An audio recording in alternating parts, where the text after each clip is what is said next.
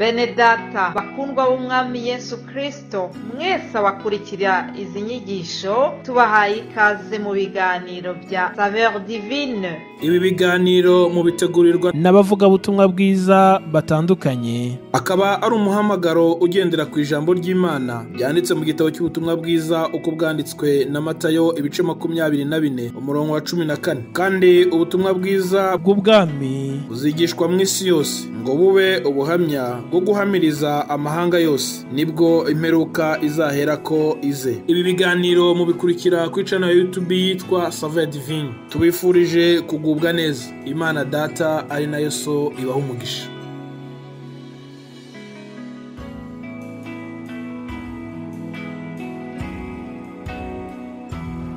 Shalom bene data, dusangiye gucungurwa n'amaraso y'umwami wacu Yesu Kristo.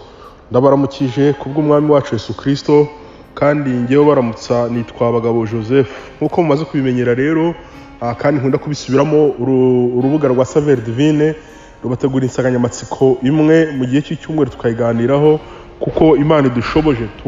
Turavuga ubutumwa batandukanye, tukaganira kuri iyo nsanganyamatsiko icyo cyumweru uko Imana idushoboje. Iki cyumweru turimo tuganira cyangwa turimo twibaza ikibazo kivuga ngo ese ni ubuhe buryo bwiza bwo gukunda Imana? Iki kibazo turimo twibaza ngo mbese koko ni ubuhe buryo bwiza bwo gukunda Imana? Ko tubona abantu benshi hirya no hino mu nsengero zitandukanye, hirya no hino aho bari, iwabo mu rugo, aho bajya gusenga, aho baba ku kazi, mu magurupe babamo de prière, cyangwa se mu bundi buryo bwo bwose bavuga ko bakunda Imana. Ese hariho uburyo buzima, hari uburyo buhari bwiza bwo gukunda Imana? Ni ubuhe buryo tubona bwo gukunda Imana? Ni ubuhe buryo tubona umuntu yakoresha koko agakunda Imana? Ni ubuhe buryo Imana yatubwiye bwiza umuntu yakoresha niba koko ayikunda? Kadusome ijambo ry'Imana tubona mu Bagalatiya ibice 5 umurongo wa 13 n'uwa 14, twumva icyo hatubwira. Abagalatiya ibice 5 umurongo wa 13 na 14 aravuga ngo bene data mwahamagariwe umudendezo, ngo ariko umudendezo wanyu ntimukawudirire urwitwazo rwo gukurikiza ibya kamere, ahubwo mukorerane mu rukundo, kuko amategeko yose asohorera mu ijambo rimwe, ngiri ngo ukunde mugenzi wawe nk'uko wikunda. Ni ijambo Paulo yandikiraga Abagalatiya ababwira ngo mwene data mwahawe umudendezo, baha umudendezo bakimara kumenya umwami Yesu nk'umwami n'umukiza wabo, bakimara kuva mu byaha, bakimara gukizwa, bakimara kumenya ubuntu bw'Imana, bari binjiye mu gihe cy'umudendezo, bari binjiye mu gika cy'umudendezo, bari binjiye mu buzima bw'umudendezo. Bagira ngo bene data mwahawe umudendezo ko mwamenye Imana, ko mwamenye ubuntu bw'Imana, ariko uwo mudendezo mwahawe si wo gupfisha ubusa, ahubwo uwo mudendezo mwahawe ni wo kongeraho gukunda, kandi mukunda bagenzi banyu. Nivuga ngo itegeko rikomeye cyangwa se ibyanditswe byose, cyangwa se iby'uwo mudendezo, cyangwa se iby'Imana mwamenye, bisoreshwa yuko ukunda mugenzi wawe nk'uko wikunda. Bene data, tuganiriye muri uyu mwanya, ndagira ngo mubwire ko uburyo bwiza bwo gukunda Imana ni ugukunda uwo mugenzi wawe, uwo muturanye, uwo mukorana, uwo mugendana, uwo mubana, uwo muririmbana, uwo musengana, uwo nguwo umeze nkawe, uwo uteye nkawe, uwo n'umuvuka hamwe, uwo namugira icyo mupfana, uwo mwegeranye. Itegeko rikomeye cyangwa se uburyo bukomeye bwiza bwo gukunda Imana ni uko ubasha kumukunda. Paulo arabandikira avuga ati mwahawe umudendezo, ariko umudendezo wanyu ntabwo ari uw'ikindi, ahubwo kugira ngo umudendezo wanyu ube muzima, musoreshe gukunda bagenzi banyu no kubakunda neza kuko bikwiriye. Kuko umurongo wa 14 ko bavuze ngo amategeko yose asorera mu ijambo rimwe, ngiri ngo ukunde mugenzi wawe nk'uko wikunda. Hari amategeko menshi bagenderagaho, uhereye ku mategeko ya Mose, uhereye ku yandi mategeko yagiye abonekaho, ariko itegeko ryari rikomeye kandi ryari rizima, ryari ryiza, ryasoreraga muri ibi ngibi ngo ukunde mugenzi wawe nk'uko wikunda. Ndagira ngo mbabwire yuko gukunda Imana nta bundi buryo Imana ishaka ko tuyikundamo, nta n'ubundi buryo Imana ishaka tugaragaza ko tuyikundamo, nta n'ubundi buryo Imana ishaka kutubonamo ko tuyikundamo. Nuko dukunda bagenzi bacu, nuko dukunda abo tubana nabo, nuko dukunda abo tugendana nabo, nuko dukunda abo dukorana nabo. Iyo usomye neza ijambo ry'Imana tena mu gitabo cya Mariko ibice 12 guhera ku murongo wa 28, naho uyasanga ayo magambo. Turimo tukibaza ngo mbese ni ubuhe buryo bwo gukunda Imana buhari? Mbese ni ubuhe buryo umuntu yakoreshamo agakunda Imana? Mbese ni ubuhe buryo buhari umuntu yakwerekanamo ko akunze Imana? Iyo usomye tena muri Mariko ibice 12 guhera ku murongo wa 28, wasanga ikindi kiganiro cya gihari cyiza nacyo kitwereka uburyo buzima bwo gukunda Imana. Hari amagambo avuga ngo nuko umwe mu banditsi yumvishe bajya impaka, amenya yuko abashubije neza. Uwo yari umwe wumvaga bajya impaka, ariko bajyaga impaka na Yesu, ngo yumvishe ko bajya impaka, bamenye ko basubije neza. ngo aramwegera aramubaza ati mbese iteko ry'Imana muri yose ni irihe? ngo Yesu aramusubiza ati iry'imbere niri ngo umva Isiraheli, Uwiteka Imana yacu niwe mwami wenyine. Nuko rero ukundisha Uwiteka Imana yawe umutima wawe wose n'ubugingo bwawe bwose n'ubwenge bwawe bwose n'imbaraga zawe zose. Aravuga ngo irya kabiri ngiri ukunde mugenzi we nk'uko wikunda, nta rindi tegeko rirusha ayo ngayo gukomera. Uwo mwanditsi aramubwira ati ni koko mwigisha, uvuze ukuri yuko Imana ari imwe nta yindi keretse yo yonyine, kandi ko kuyikundisha umutima wawe wose n'ubugingo bwawe bwose n'imbaraga zawe zose kandi no gukunda mugenzi wawe nk'uko wikunda biruta ibitambo byose byokejwe n'ibitokejwe. Ndaje nkubwira ngo gukunda Imana no gukunda mugenzi wawe biruta ibindi bintu byose wakorera mu nzu y'Imana, biruta ibindi bintu byose wakora uvuga ko uri kubikora kubw'urukundo ukunda Imana. Watanga amaturo, watanga icyacumi, wafasha, wakora ibyo ukora, wakora ibikorwa byinshi cyane ukabyitirira gukunda Imana. Ariko uyu mwanditsi we yamenye ibanga, aravuga ngo kuko umwigisha uvuze ukuri, gukunda Imana n'umutima wawe wose ugakunda na mugenzi wawe nk'uko wikunda, nibyo byonyine bikomeye biruta ibitambo byose byokejwe n'ibitokejwe, kandi nibyo bifite agaciro. We Yesu abonye uwo amusubizanyije ubwenge aramubwira ati nturi kure y'ubwami bw'Imana, nuko ntihakagire undi wongera gutinyuka kugira, nuko ntihagira undi wongera gutinyuka kugira icyo amubaza. Umva icyo Yesu yashubije umuntu, yaramubwiye ngo umenye iby'ukuri, ibyo bintu umubwiye bwerekana ko rwose uri hafi y'ubwami bw'Imana. Reka nkubwire ngo nta kindi kizatwegereza hafi y'ubwami bw'Imana uretse gukunda bagenzi bacu nk'uko twikunda, tugakunda Imana n'umutima wacu wose. Nta kindi kintu. Turimo dusubiza cya kibazo twibazaga dutangira kivuga ngo mbese ni ubuhe buryo buhari bwo gukunda Imana.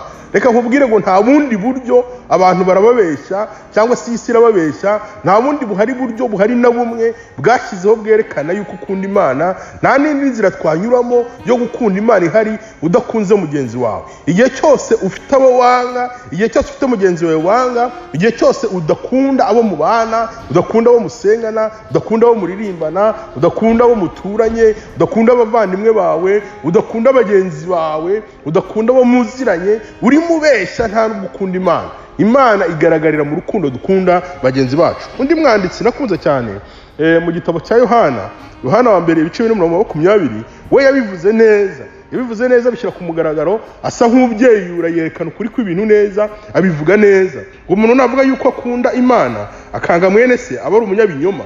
Reka nkubwire ngo umuntu wese uvuga ko akunda Imana ariko akanga mwene se ni umunyabinyoma. Uwo muntu rwose ni umukozi wa Satani, ntabwo ari umukozi w'Imana, ni umunyabinyoma. Urukundo rw'Imana rugaragarira mu buryo dukunda bagenzi bacu. Niba uvuga ko ukunda Imana, kunda mwene so mubana. Niba uvuga ko ukunda Imana, kunda mwene so musengana. Niba uvuga ko ukunda Imana, kunda abo mubana, abo mugendana, abo mukorana, abo muhora muhura mu buzima bwa buri munsi, abantu bagukikije bakunde. Nibwo ko kuri gukunda Imana. Arakomeza kuko udakunda mwene se yabonye atabasha gukunda Imana atarabona. We niko yavuze. Aravuga ngo none se niba umuntu avuga ko ukunda Imana akanga mwene se, uwo muntu si umunyabinyoma?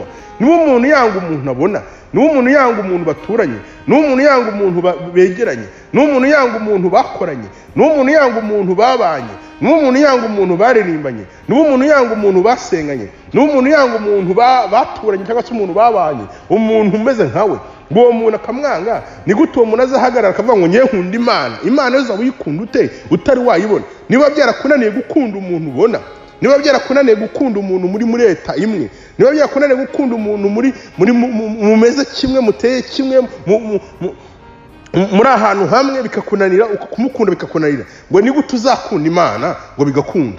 Arakomeza kuri 21, kandi dufite iri tegeko ryavuye kuri yo ngo ukunda Imana akunde na mwene se. Ndagira nkubwira ngo reka guhusha intego. Ntuzavuge ko ukunda Imana udakunda mwene so. Igihagije cyangwa se kizaguhesha kugira ku ntego yo gukunda Imana no kuzakunda na mwene so. Ndagira nkubwira ngo umuntu wese uvuga ko ukunda Imana akanga mwene se aba ari guhusha intego. Kizaguhesha kugira ku ntego, kizaguhesha kugera ku bwami bw'Imana, kizaguhesha kugera aho dusiganizwa kugera, nuko ukunda mwene se nkuko wikunda, ukongeraho no gukunda Imana.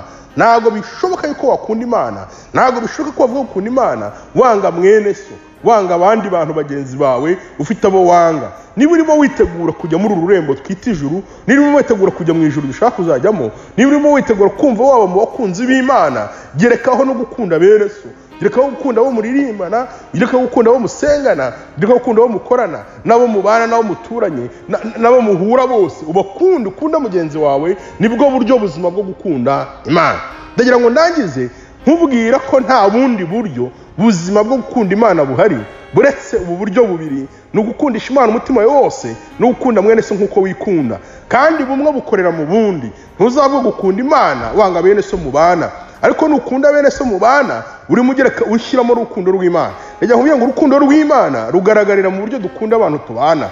Ntabwo uzavuga gukunda Imana abantu mubana babashyize hirya ku ruhande, ahubwo gukunda Imana kwawe bigaragarira mu rukundo ukunda bene so mubana, bene so musengana, bene so mugendana, bene so cyangwa se abantu mubana muri rusange, aho mukorana ku kazi no hirya no hino aho muhura nabo. Uko bakunda ni kurushaho gukunda Imana. Ndimo gusabira rero gukunda Imana binyure muri bene so muhura nabo mu izina rya Yesu Kristo wa Nazareti, kugira ngo Imana ibigushoboze natwe twese bidushoboze, kugira ngo tutabaho twibeshya ko dukunda Imana ariko twibeshya. Kuko abantu benshi muri iyi nzira bibeshya ko bakorera Imana ari abakozi ba Satani, kubera ko Satani we munyabinyoma. Iyo udakunda mugenzi wawe, iyo udakunda mugenzi wawe kuko wikunda, urimo ukorera Satani.